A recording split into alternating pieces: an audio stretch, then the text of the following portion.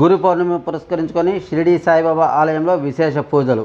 శ్రీకాళహస్తి పట్టణంలోని చెన్నై రోడ్ నందు వెలసి ఉన్న శ్రీ షిరిడి సాయిబాబా ఆలయం నందు గురు పౌర్ణమి సందర్భంగా ఆలయాన్ని వివిధ రకాల పుష్పాలతో, విద్యుత్ దీపకాంతులతో సర్వాంగ సుందరంగా అలంకరించారు. సాయినాథునికి కాగడ హారతితో ప్రారంభమై 108 అష్టోత్తర అభిషేకాలు చేసి వివిధ రకాల పుష్పాలతో, పూలమాలతో అలంకరించి ధూప దీప హారతి నైవేద్యాలు సమర్పించి భక్తులకు దర్శన భాగ్యం కల్పించారు. భక్తులు అధిక సంఖ్యలో ఇచ్చేసి బాబాను దర్శించుకొని ప్రత్యేక పూజలు నిర్వహించుకున్నారు. ఆలయ అర్చకులు శశిధర్ మరియు ఆలయ కమిటీ సభ్యులు జగదీష్ మాట్లాడుతూ, ప్రతి సంవత్సరం ఆషాఢ శుద్ధ పౌర్ణమి రోజున గురు పౌర్ణమి పురస్కరించుకొని ఆలయంలో బాబావారికి పాలు, పెరుగు, తేనె వంటి సుగంధ ద్రవ్యాలతో బాబావారికి విశేష పూజాది కార్యక్రమాలు నిర్వహించడం జరుగుతుందని తెలియజేశారు. తెల్లవారుజాము నుంచే భక్తులు పెద్ద ఎత్తున బాబావారిని దర్శించుకుంటున్నారని, వచ్చిన భక్తులకు తగిన ఏర్పాట్లు కల్పించడం జరిగిందని ఆలయ కమిటీ నిర్వాహకులు తెలియజేశారు.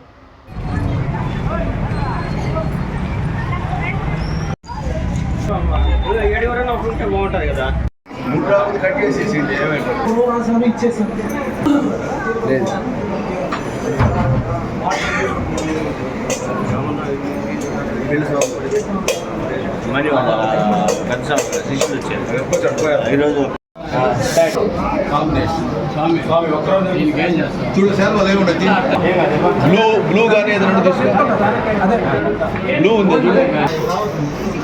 సెల్వా కాదు, ఏదా అది సెల్వా కాదు, అది కాదు కాదు.